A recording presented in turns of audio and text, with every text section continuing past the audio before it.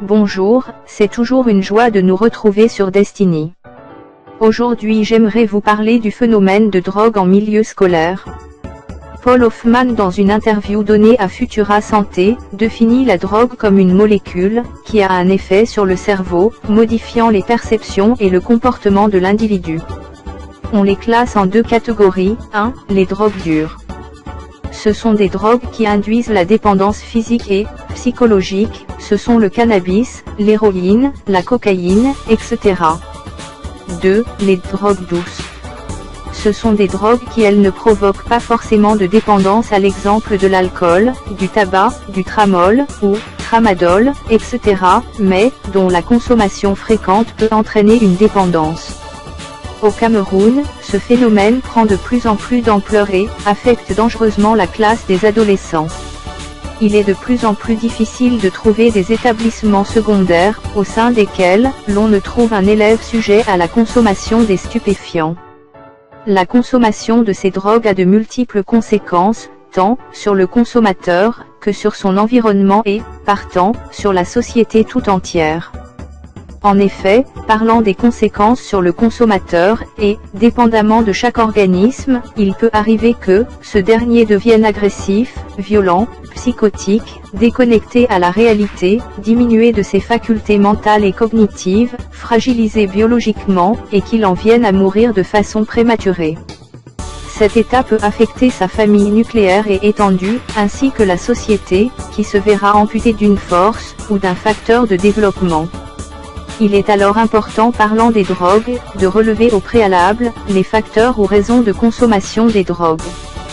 Les facteurs ou raisons d'entrée dans la consommation de ces substances varient d'un sujet à un autre et sont exhaustifs.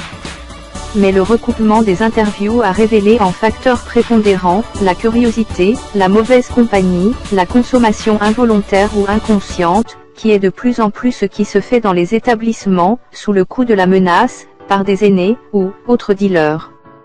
Des facteurs sous-jacents, qui sont les plus profonds et destructeurs, méconnus de plusieurs, découlent souvent des troubles liés à l'adolescence, période très sensible et déterminante de la vie d'un individu.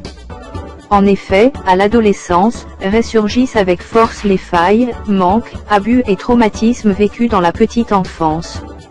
À cette période, la construction identitaire se caractérise par l'identification à des modèles secondaires et aux besoins d'appartenance.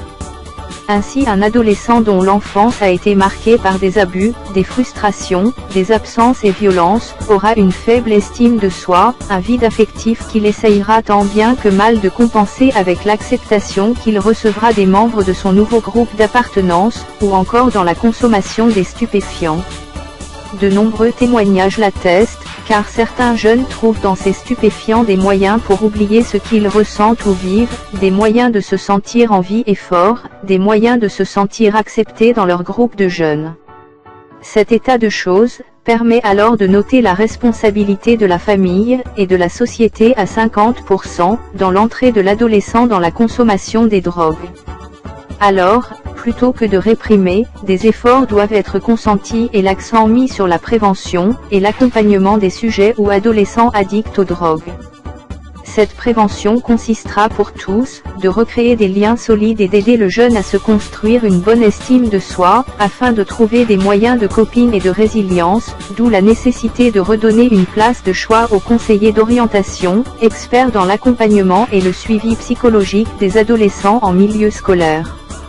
Mettre l'adolescent au centre, l'amener à adopter des comportements responsables à travers une sensibilisation, des causeries éducatives, des écoutes et soutiens, sont des impératifs que la société tout entière s'attelle à implémenter pour éradiquer ce fléau.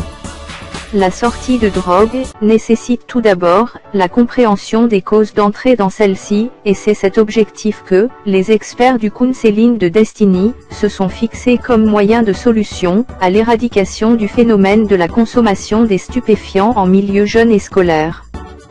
Contacter les experts de Destiny pour en parler est un début de solution aux problèmes de drogue, alors n'hésitez plus à vous faire aider dans cette lutte, car tout seul et ne pas pouvoir en parler, ne fait que vous conduire vers le cycle infernal de la dépendance, qui très souvent est irréversible. Prévenir vaut 1000 fois mieux que guérir ou mourir en effet.